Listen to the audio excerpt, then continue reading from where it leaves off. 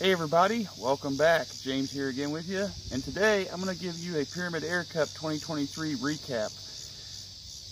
First off, I want to thank everyone, appreciate everyone that shook my hand and got up to seeing a lot of people that I meet online or talk to online through Facebook or YouTube, and sit there and chatted about air guns, and it was a great time with ones that I've butted heads with in the past and ones I've got along with so far, and it was a really good time. Everybody seemed really good, in good mood and everything else. And when I first got there, I got to talk to some, again, people that were in Facebook groups, because I had to go Thursday to sign in. And I went to the 100-yard range to make sure the gun was on. It was shooting good. Had a lot of people comment on it. Before I even got to set up though at the range, I'm pulling my wagon from my truck, loaded down with all my gear, my gun in the case, the SCBA bottle, all my tools and stuff. And I look up, and this golf cart, stops right in front of me. And it's Tom Gaylord. Believe it or not, I got to talk to Tom Gaylord, the godfather of air guns, which was pretty awesome. He's like, "Well, you gotta hurry up and go get set up so you can shoot." And I'm like, "Hey, I'm not worried about that. I want to let you know I read about every one of your articles about pellet accuracy and speed and everything else." I said, "I could sit here and talk to you all day if you want." But it was definitely good meeting him. Very, very cool guy. Some other good people. I talked to Rick Rhyme for a minute the day after, and he was saying, and the general consensus is, I brought the Avenger 25 caliber to that bench rest 100-yard match. And that's the only thing I shot. There is a lot of different events that you could have chosen. I just chose the bench rest. But again, a lot of people across the board that have actually shot the Avenger, Rick Rhyme being one of them, you know, they all can say that this gun can shoot in that match and keep up with those guns that they use, which were Epoch, Daystate, FX, and a few other brands. But there was really no budget guns in the lineup besides mine. Believe it or not, I was the only one, I think, there with an Avenger. But I haven't really checked the statistics or whatever if they posted anything. But as far as I know. But anyways, again, it was a great time. Got to see a lot of people, meet them, shake their hand, talk air guns. Very good time, and got along with everybody. Now, when it came to me shooting, that was a whole nother story. It was a rough day, let me tell you. With the hand that I was dealt, I would love to see what a lot of people would do in the same situation as I was put in. And it was awful. I cannot stress enough how bad it was. It wasn't just me or the gun or outside interference. I mean, it was everything. If you can imagine it going wrong, it went wrong. And my scoring was awful. The first card I got a 142, and the second card I got a 125. It was pretty rough, guys. I mean, it was disappointing and embarrassing because I shoot every day, and you know, I try to make sure that my gun's consistent. And so anyways, I figured out what happened. But during the first match, you know, my gun was shooting pretty decent, and all of a sudden I get bumped at my bench. Well, the booth behind me was where the announcer was, which was Tyler Patner, the match director, and it happened 2 more times. My bench got bumped 3 times while I was shooting at 100 yards, guys. I was livid. I was really upset about that, and Tyler seen it and told the people, "Hey, you got to watch his bench. Watch what you're doing when you're walking around these benches." But that's after the fact. I mean, you can't. I told him, I said, "So are you going to give me any extra points or anything? Because how's that fair that, you know, nobody else is having their benches moved or bumped or whatever?" You know, it didn't matter what the gun was shooting. The point is, that was outside interference. And so with that said, it wasn't a smart decision that I made. And I took extra shots in the scoring area of the target to see if I could better my score because of the shots that I pulled during my bench being bumped. And I took a 50-point automatic deduction from that, and I should have never did it. I should have just ate it. So with my score being 142, it would have been a 190-ish or so. I would have been up there with the rest of everybody else. And that was it. So I got done shooting my first match. Somebody came up to my bench that was shooting the next round because I was in group 2. And I'll show you guys the card. You can see the gun was shooting pretty good for a while until I got bumped. But other than that, you know, I can't make this stuff up. I cannot make this up. You can ask Tyler Patner if you want. It's 100% truth. I mean, this...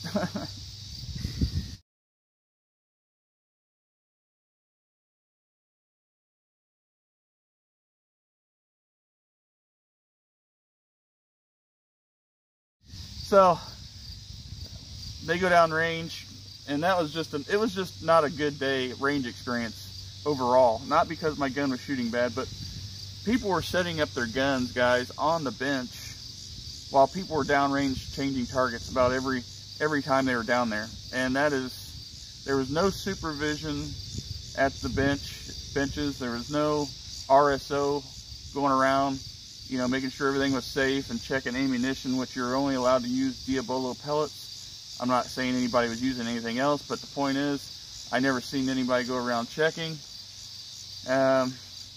And other than that, like I said, my bench was bumped 3 times. And you're probably going to ask, well, who did it and why? Well, they allow people to walk around on the shooting slab or the shooting area to refill people's guns. They were carrying first person did it, was carrying an SCBA bottle, really bumped me. And then the 2 other people were camera crew for different YouTube channels, and I'm not going to name names, but they kept hitting the back end of my table as I was shooting. So yeah, the first round was, like I said, if it could go wrong, it went wrong. And that's not the worst, obviously. So my next match, I shot, and all of a sudden, the gun was just shooting funky. I couldn't hit the broadside of a barn. And I know I'm not that bad of a shot because I shoot all the time. Again, you can see my property is out in the middle of nowhere, so I have to just shoot how I shoot, and that's it. Well, this gun, like I said, just started shooting everywhere. I could not hit the target, period. I couldn't get the pellet within an 8-inch target. And it was like, all right, I'm just gonna hold for it and do my best. And I only scored a 125. So you take that out of 25 points, or 25 targets, excuse me, that's 5 points a target. I'm like, I am not that bad of a shot. Come on, that is like one of the last rings on the target on average. This gun does not shoot that bad. I don't shoot that bad. So what happened was, after the match, everybody asked me how I did, and I was like, I didn't do that great. I didn't score that good.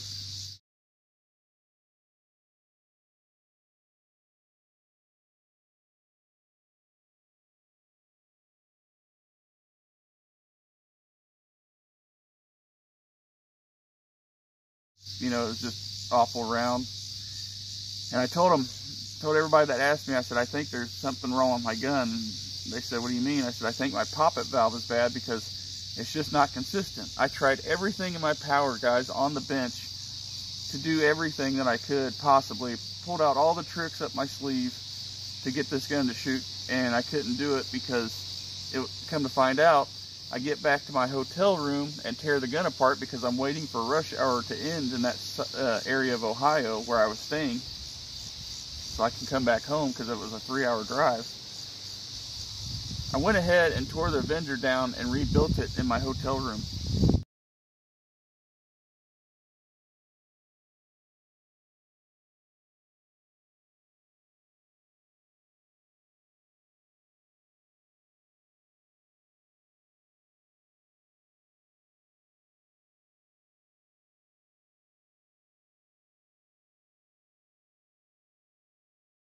And lo and behold, the poppet valve was wore out as I was shooting. And not only that, but it was being crushed and bottoming out into the valve body because I was playing with the idea of having a bottle on here, and I did have a bottle on for a while with a regulator, an external regulator, and it was causing too many issues and it was leaking, so I took it off.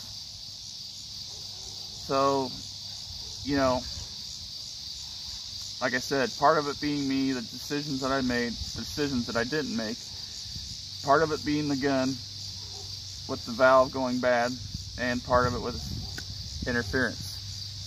So, you know, a lot of people just see that number on target, and of course they're going to love to dog me, but I would love to see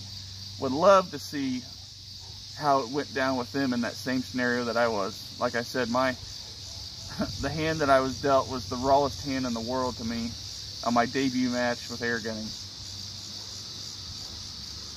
So like I've said before, since I've started shooting other matches, ARA matches with 22 LR, you know, that score does not justify me as a shooter, and it doesn't justify how good the gun can be. It just justifies that score in that time of that day. And, you know, I'm not proud of it, but it is what it is, and got to move on. And I will definitely be back there next year because everybody was, you know, awesome. And I got to be interviewed by Steve from AEAC on the bench. He was asking me to go through my setup and everything, which was pretty cool. Got a lot of people taking my pictures and talking to me. Like I said, good times, but other than that, the shooting portion was just piss poor results, in my opinion.